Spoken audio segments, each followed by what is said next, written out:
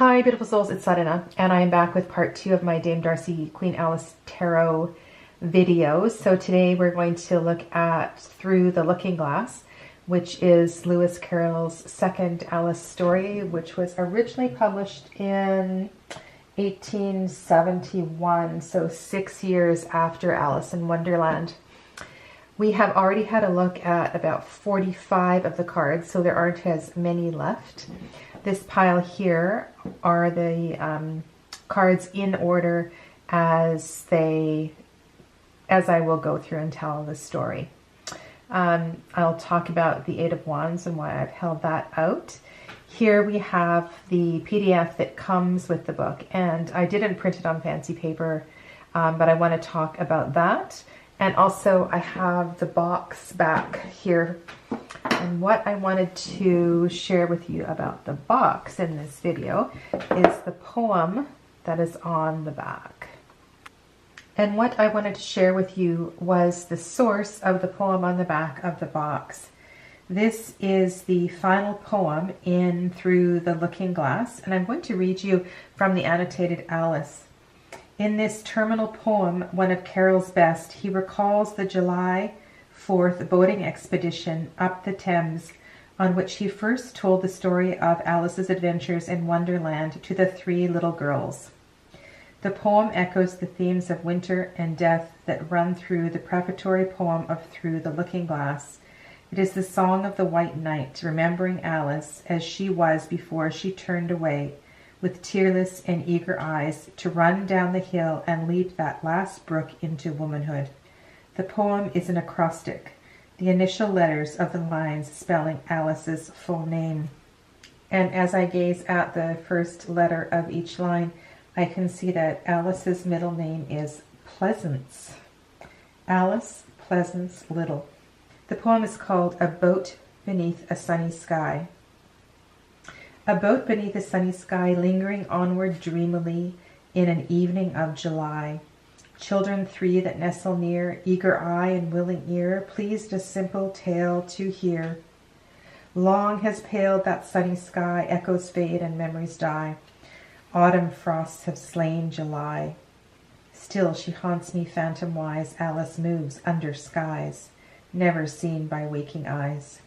Children yet, the tale to hear, eager eye and willing ear, lovingly shall nestle near. In a wonderland they lie, dreaming as the days go by, dreaming as the summers die, ever drifting down the stream, lingering in the golden gleam. Life, what is it but a dream? Really a lovely, lovely poem. So I'm really glad that Dame Darcy included a portion of that on the back of the box. The PDF project. So let me just speak to that. I don't know how many of you created your little book from the PDF. I recently attempted to do this, and I printed this on regular letter size paper on my home printer. And I have found, I didn't do the binding because it's just too small. And when I fold it in half, it's just not going to work as a little white book. So what I am intending to do is to print this on 11 by 17 paper or larger at a photocopy store. And then I will cut it and trim it. What I found was that the pages do work fine. It's a bit fiddly to put together. So when you open it from the front, you've got, so the Fool, number 0. And then if you go through, so you'll have one small description on each page. So then you've got Magician, High Priestess, and down below, the page numbers work fine. So I've got here 3 and then 4. And they work fine until you get to the end. And you just have to be careful because some of the page numbers near the end are upside down. So there's page 51, 52. I think it was just right at the end, the pages were upside down. So we have 61, 62, 63, 64.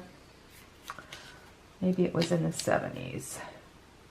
Right, so here we go. So we've got 71. And then, so you see that's not right there. For some reason that number is wrong. And then we have, yeah, so near the end, the page numbers went a little bit wonky, but at the beginning, they worked well. So the major arcana are in ascending order. And then when you get to the minors, they are in descending order. So here we have page 10, 9, 8, and so forth down to Ace of Wands. And then next to the Ace of Wands is a King of Cups. And then that will go in descending order. So if you were to make this on letter size paper, this is the size of the bundle that you would have with regular copy paper. And if you have a really thick commercial stapler, you could probably staple it. If you want to punch it, you would probably need a drill to go through all of that, because it would be impossible to line it up if you were to punch them individually. And then if it was a little bit larger, you could, once it's all together, you could re-trim it and then either put a ribbon through it, or if you had the skills to do to sew the binding, that would even be better. But as it is, it's kind of fiddly and doesn't really work. But I would like to do it because, especially, I would appreciate using and reading her reverse messages and having this handy. So I will probably, like I said, print that on bigger paper and try to do it again. 8 of Wands. If you haven't already seen my other video, I've already gone through the cards, the first 45 cards or so in sequence for the Alice in Wonderland story. So now I'm talking about the Looking Glass story, Through the Looking Glass. The 8 of Wands in the story, where does that fit? How am I going to kind of fit this into the sequence and the storyboard? Well, my idea for this card is that this card, these are the transitions. So during the story of Through the Looking Glass, if you're reading it in the book, there are some dotted lines to indicate when Alice moves from one square to another square during the chess game. And for me, the 8 of Wands is about that movement. It's about that movement as Alice moves and learns different things as she moves through this story. And so I could see, if I was doing a whole storyboard, that I would use this card as the jump, as Alice, for each of Alice's moves through the story. But of course, you can read this as a traditional 8 of Wands and indicating speed and so forth, movement and things like that. But that was one of my thoughts on this card and how it kind of fit into the story. And of course, she's made it with the beautiful red roses, which we see throughout the deck. Through the Looking Glass, Chapter 1, Looking Glass House. Partway through the chapter, Alice decides to hold up her kitty Dinah, and she says to the kitty, "Let's pretend that you're the Red Queen, kitty. Do you know, I think if you sat up and folded your arms, you'd look exactly like her. Now do try, there's a dear." And Alice got the Red Queen off the table and set it up before the kitten as a model for it to imitate. However, the thing didn't succeed principally, Alice said, because the kitten wouldn't fold its arms properly. So to punish it, she held it up to the looking glass, that it might see how sulky it was. "And if you're not good directly," she added, "I'll put you through the looking glass house. How would you like that? Now, if you'll only attend to Kitty and not talk so much, I'll tell you all my ideas about Looking Glass House. First, there's the room you can see through the glass. It's just the same as our drawing room, only the things go the other way. I can see all of it when I get upon a chair, all but the bit just behind the fireplace. Oh, I do wish I could see that bit. I want so much to know whether they've a fire in the winter. You never can tell, you know. Unless our fire smokes, and then smoke comes up into that room too. But that may be only pretense, just to make it look as if they had a fire. Well then, the books are something like our books, only the words go the wrong way. I know that because I've held up one of our books to the glass, and then they hold up one in the other room. How would you like to live in Looking Glass House, Kitty? I wonder if they'd give you milk in there. Perhaps Looking Glass milk isn't good to drink. But oh, Kitty, now come to the passage. You can just see a little peep of the passage in a Looking Glass House if you leave the door of our drawing room wide open. And it's very like our passage as far as you can see. Only you know it may be quite different on beyond.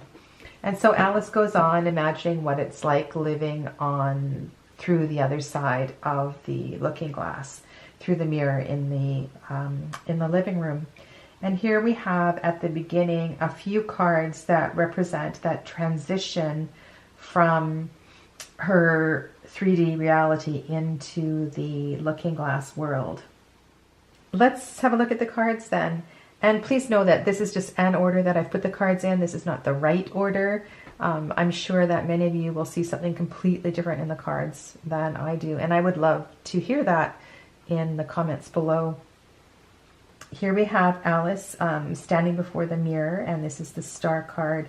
So really nice way to start the story, a card of hope, a card of optimism. And I love the kind of energy of magic around her head, the aura, the glow around her body. I like that Dame Darcy has the Two of Pentacles here, this inquiry into balance, the two Alices, the one in the mirror and the one that is present. So this is really fits for me. It fits for me as a tarot reader. It fits nicely with the story itself. And then she actually commits to making that decision to move forward and moves into the looking glass house. So we have the Eight of Cups representing that movement forward and leaving the familiar behind and moving forward into the unknown. Soon after Alice enters the looking glass house, she spies a book on a table, and she has a look at it, and she notices that the letters are written in mirror image. And so she holds that up to the mirror, and that's the first time that we see the poem of the Jabberwocky in the story. It does appear later on in the Humpty Dumpty chapter, but this is the first time that it appears. And here we have Alice as the Page of Swords slaying the Jabberwocky. And that works really well. And I know that that has been used in some of the film versions of the story as well too. From there, we go outside into the garden, and this is the Garden of Talking Flowers. I've just got my book here. So this chapter is called The Garden of Live Flowers. She moves into the garden and has conversation with the flowers, and they think that she is a flower as well too. And this is a really, really beautiful Ten of Cups. One of the things about this tarot deck that I really like is how Dame Darcy has drawn Alice with so many different expressions, slightly different ages. Each of the faces just really work with the card that they are drawn on. This is one of my favorite cards in the deck. Love it. And this is an original illustration. If you saw my last video, I was showing some of the cards that were inspired from the original Tennille drawings, but this is definitely an original Dame Darcy drawing. When she moves into the garden, she meets the Red Queen. And as you may or may not be aware, the whole Looking Glass story is a story of movement across a chessboard. And in the game of chess, the queens, of course, move very quickly. They can move multiple spaces. in the board. The kings, however, can only move 1 square at a time, so they move very slowly. And there's comments throughout the book at how quickly the queens move, and Alice is always commenting on how fast the queens move, and it seems like they move really quick and then they end up at the same place and they go nowhere. So I love that this has been included in the cards. I'm not so sure how this fits into the 4 of Wands energy, especially if you read this as a card of stability and foundation, because this is actually a card of speed. This is in the story. This is actually an image of speed and movement. But yeah, there we go. In the garden again, there's lots of conversations with queens, or with this the queen of the Red Queen. This could also very well have been in the garden in the Wonderland story, but I chose to put it on the Looking Glass side. After Alice's adventure in the garden and with all of the insects, she meets a fawn in the forest. And with the fawn, she finds her way to the house of Tweedledee and Tweedledum. Dame Darcy has put Tweedledee and Tweedledum on the Devil card. I believe we have the Jabberwocky at the top and then Tweedledee and Tweedledum. And so why would they be here on the Devil card? Personally, I think this works really, really well. If you look at the Devil as the Lover's card in reverse, this is not a healthy relationship between these two. And there is a lot of competition, control, jealousy, and it's just the whole dialogue, all of the dialogues between Tweedledee and Tweedledum are just not in right relationships. So this is a really good choice, I think, for the Devil card. There is a lot of brilliant poetry throughout both Alice in Wonderland and through the Looking Glass. In the chapter with Tweedledee and Tweedledum, Tweedledee asks Alice if she likes poetry, and I believe both of them recite to her the poem of the Walrus and the Carpenter. And this is such a brilliant poem if you haven't listened to it in its entirety. I just love this poem. And so the card here we have is the 7 of Pentacles, which, you know, is a card of patience, waiting for things to happen and grow, which is kind of funny because in the patience side of this, the outcome is not necessarily positive for the poor oysters.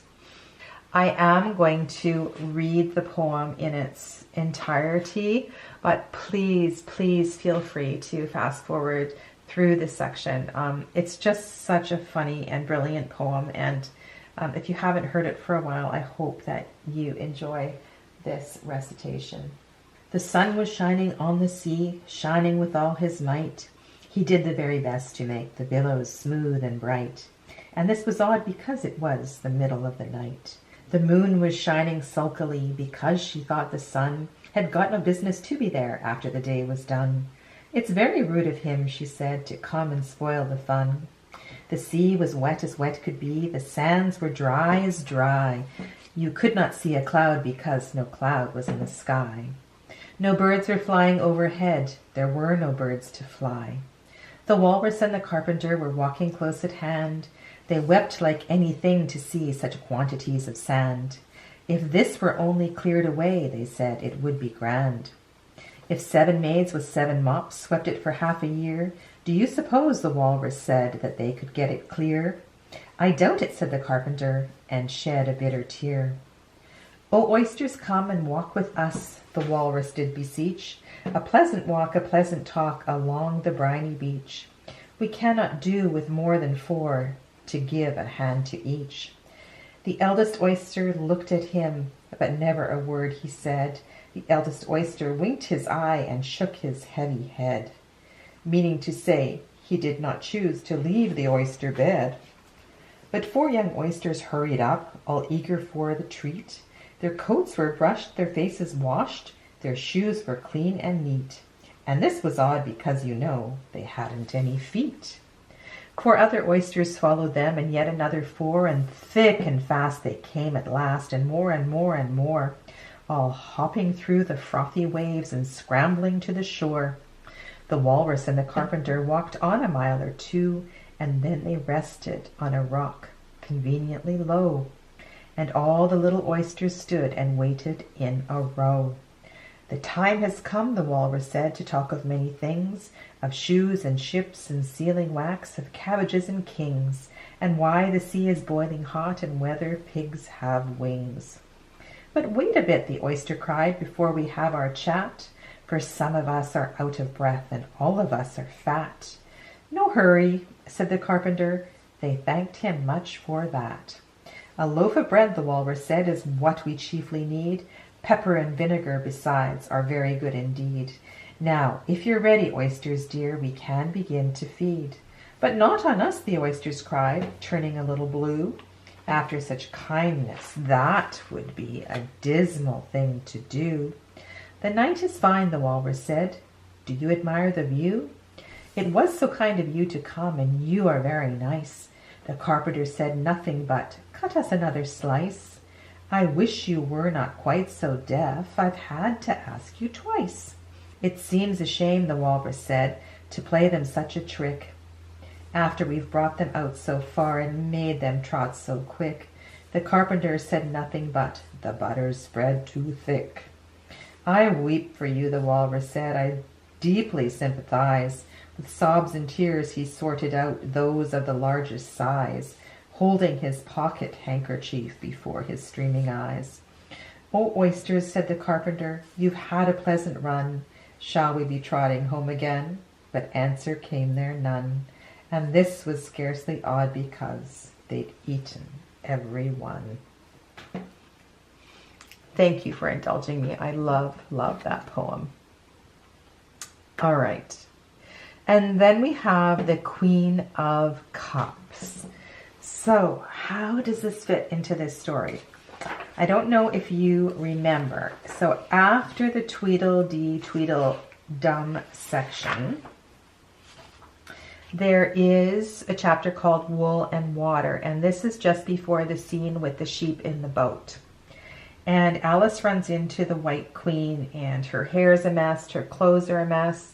She's super weepy, she's crying a lot, and Alice is there to help dress her and brush her hair and console her.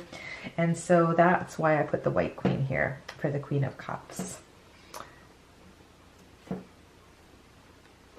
Then we come to the bit where Alice meets the sheep. Now in the story, there's a lot of magical transitions in this story. So the White Queen actually somehow becomes the sheep. And the story just carries on. And then in this part of the story, the knitting needles then become the oars. So the 6 of Swords here are the knitting needles, but later those transition and become the oars. So throughout this whole adventure through the looking glass, Alice is constantly moving forward into the unknown, and there's a lot of change. So 6 of Swords as this boat works really well, and I know this has been used in other decks as well too for the 6 of Swords. After the chapter with at the end of the chapter with the sheep, she's back in the store. She purchases an egg, and then there is a transition from eating the egg or something to meeting Humpty Dumpty, and I can't quite remember how that all plays out. But let's just have a look. So she makes another leap. She still has the egg in her hand. Oh yes, and the egg gets bigger and bigger and bigger until it becomes human size. And that's when Humpty Dumpty is manifested. So the chapter on Humpty Dumpty is a long conversation. It does have reference to him sitting on the wall, falling off the wall, all the king's horses and all the king's men. And I believe Alice is completely familiar with this nursery rhyme, and Humpty Dumpty is a little bit in denial about falling off the wall. However, at the end of this chapter, he does fall off the wall. And then all of the king's horses and all of the king's men race through the forest to, it's not actually said in so many words, but to help Humpty Dumpty. So we have Humpty Dumpty as the tower, and we also have Humpty Dumpty as the 10 swords, as the 10 of swords. And we have one of the king's men here actually trying to help Humpty Dumpty, which fits in really nicely with the poem. 4 of Pentacles. So this is one of the chess pieces. And I put him here because we are in a point of the chapter where there are conversations with kings. And this is before all the knights start racing through the forest. And there is a lot of people falling off horses and so forth. So this actually looks like one of Tennille's original illustrations. This to me looks like a layer cake. It's quite funny. But yeah, so that one of the chess pieces as the king who has accumulated a good amount of wealth. Yeah. In the chapter with the lion and the unicorn, there's a lot of fighting. There's a lot of falling off of horses. There's a lot of battles going on. But throughout that, Alice is standing talking to the White King and watching all of this as it goes on. And I think at one point the lion and the unicorn take a break and they each have a conversation with Alice because they've never spoken to a human child before. So to have the lion and the unicorn on the Nine of Wands works well because that's a very, there's a lot of conflict between these two. And then we have 2 quite peaceful cards. So then we have Alice with the unicorn, and I think I've put the next one, Alice with the lion. So the Sun card, Alice is on the unicorn. I don't think she actually rides the unicorn in the story, but she has a great conversation with the unicorn. And there's a really beautiful line that I would love to share with you. The background on this line is that when the unicorn and the lion come to Alice, they think that she's a monster. They don't realize that she is a child. And after they talk for a bit, Alice could not help her lips curling up into a smile as she began, "Do you know, I always thought unicorns were fabulous monsters too. I never saw one alive before."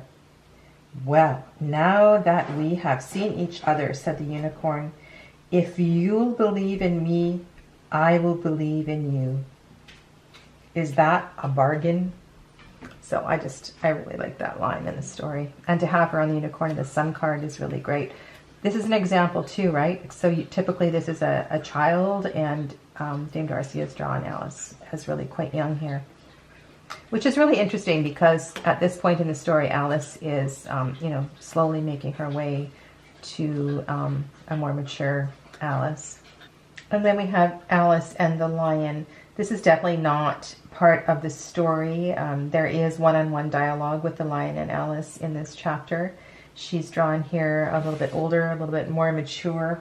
The remainder of this chapter is mostly about the cake, the plum cake. And I may have chosen that for the next card, yes. Alice is weeping here. All right, so let's talk about this Queen of Swords card. This is one of the cards in the deck that I don't really like.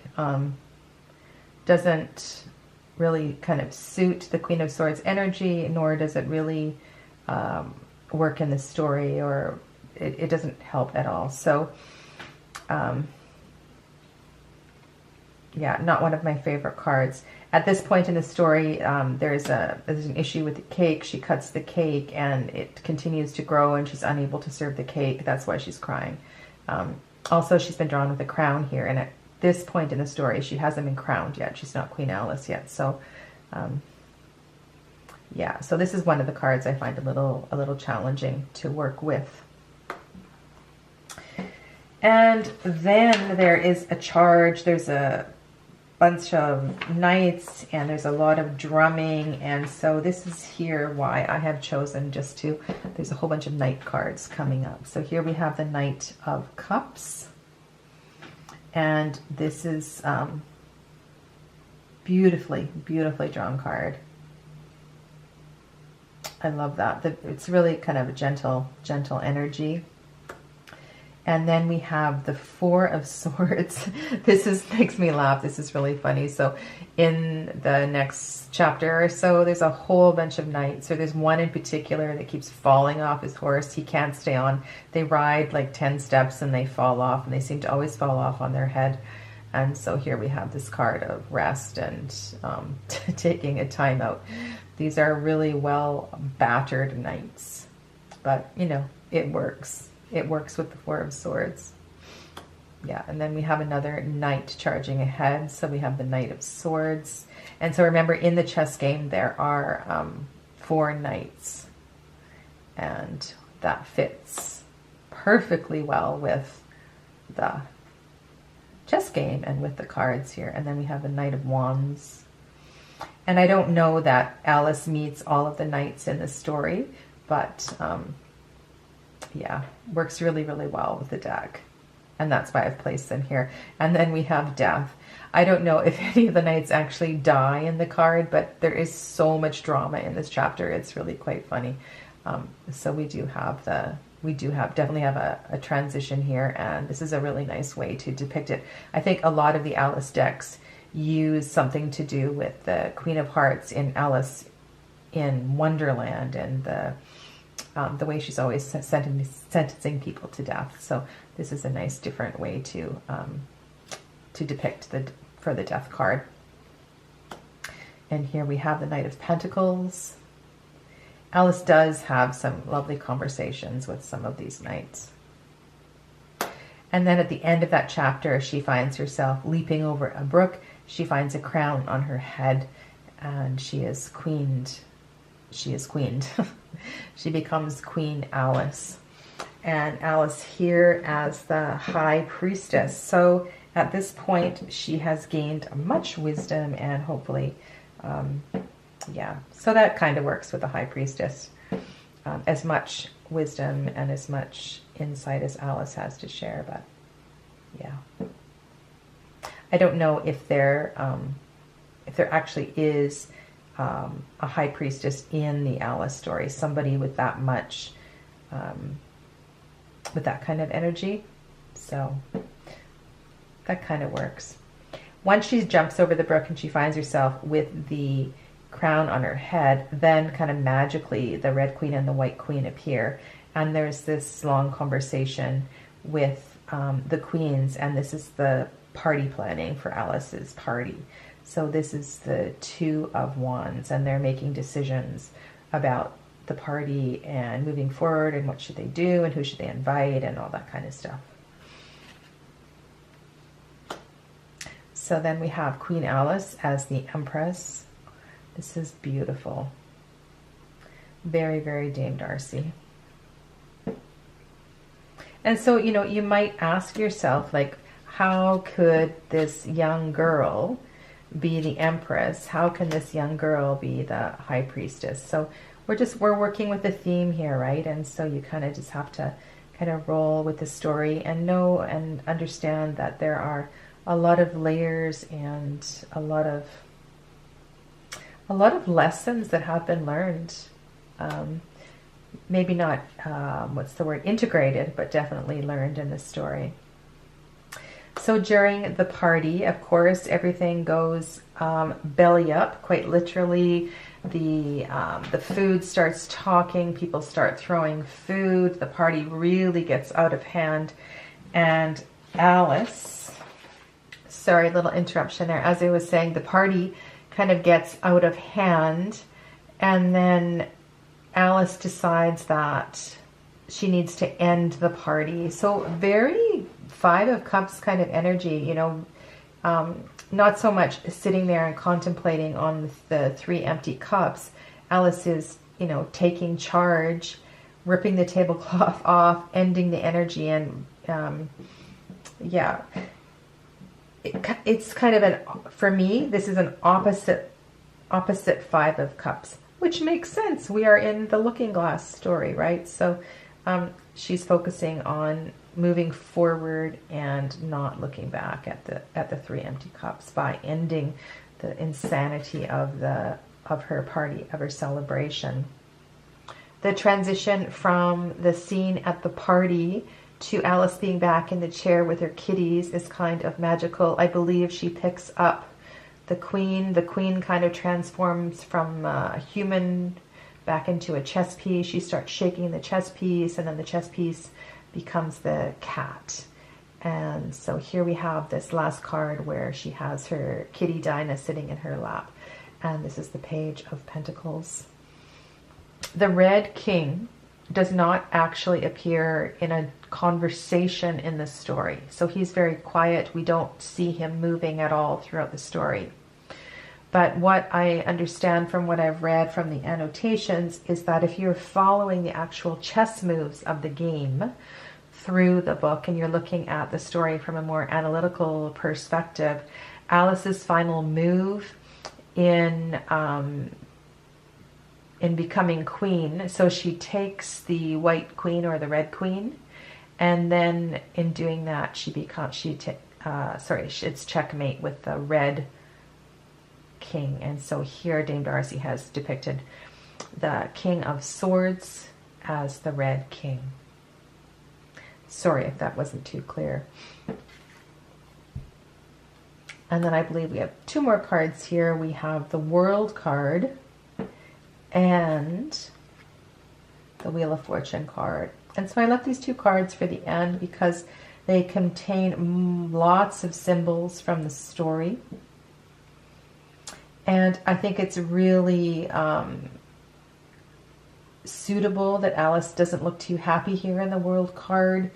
She probably doesn't want this stage to come to an end, whether we're looking at the Alice in Wonderland story or the Through the Looking Glass story. I'm sure that she is very happy in her fantasy worlds, and so yeah, so hence the less than happy face. But we have lots of characters both from Through the Looking Glass and Wonderland represented around the edge of the card. So we have the Griffin, the Mad Hatter, the Unicorn, and the Lion.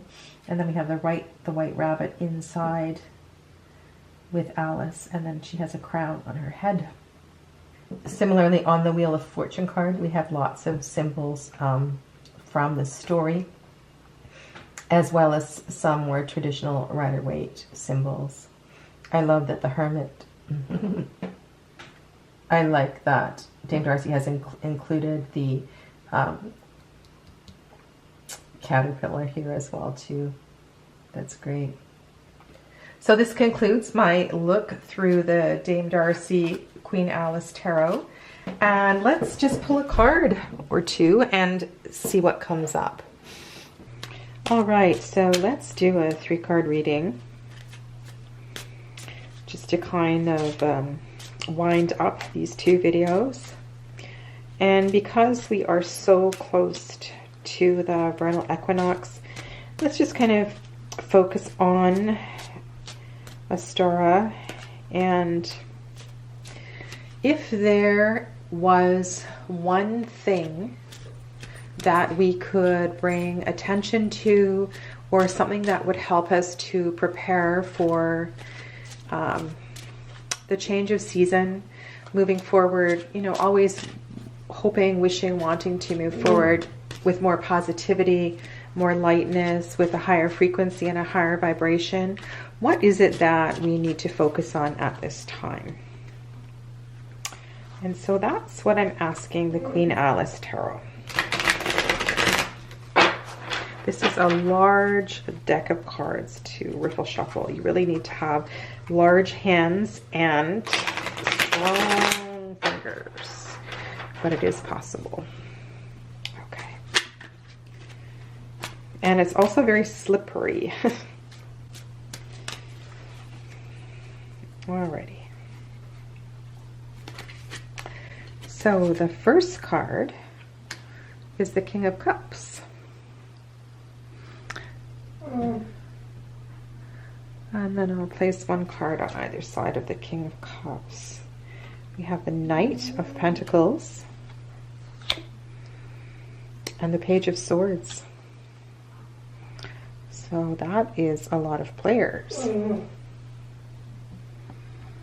We'll just move that back so you can have a look at all three cards nice and clearly. All right, so I'll just sit down and have a closer look at these cards.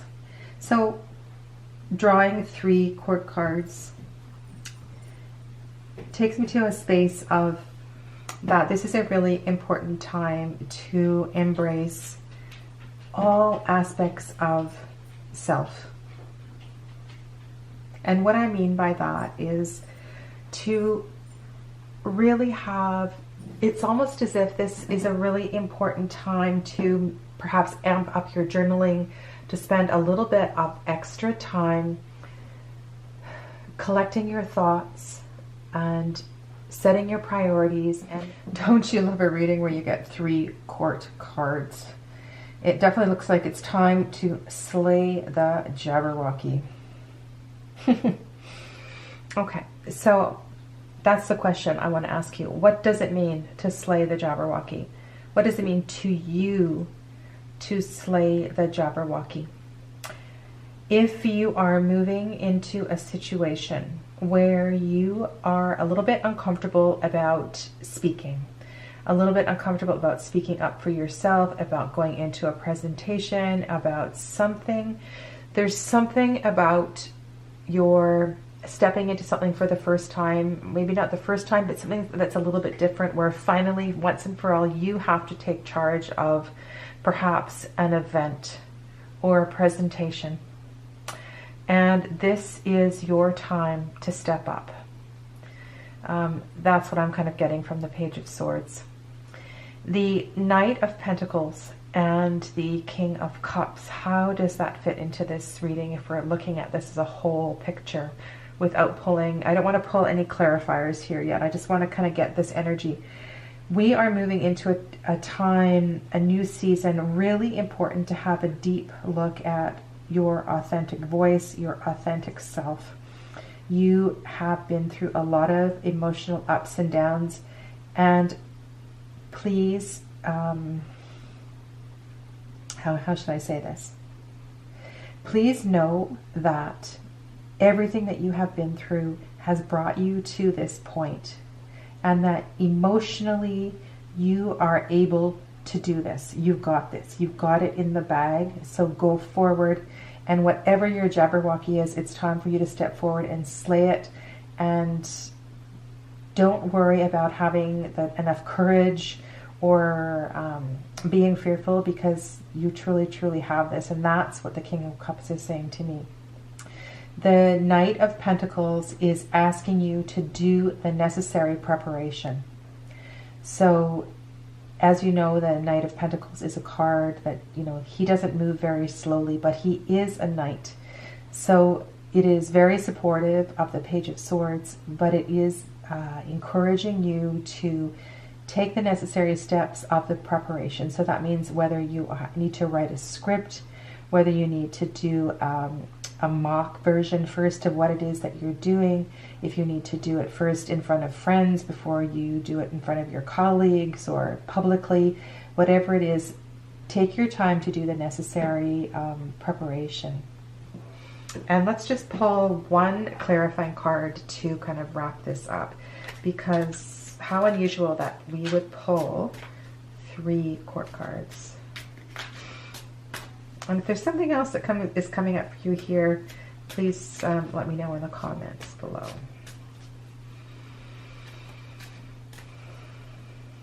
Is there anything else that we should know about? Ooh, cards flying everywhere. So this is a very slippery deck. I'm going to put those cards back into the deck because 3 of them fell out.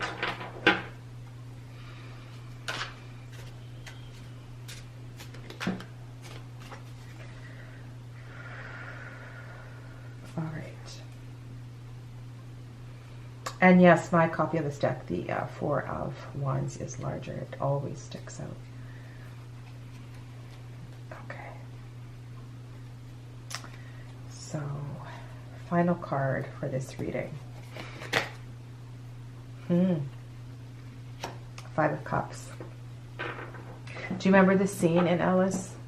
She was fed up, totally, entirely fed up with the nonsense. And if you are in a situation where you feel like it is really time for you to rip the tablecloth out from underneath the party, you know, go forward and do that. If there is some aspect, you see the Page of Swords, if you are moving into, like I said, an event or a presentation or something where you're feeling like a bit of a rookie and there is some hesitation here, what you need to leave behind are the emotions that are attached to whatever it is that's making you feel inferior or not good enough. So I'd like to leave it with that. I wish you all the best, my friends. Stay well, and I hope that some piece of this video has been meaningful for you. Namaste.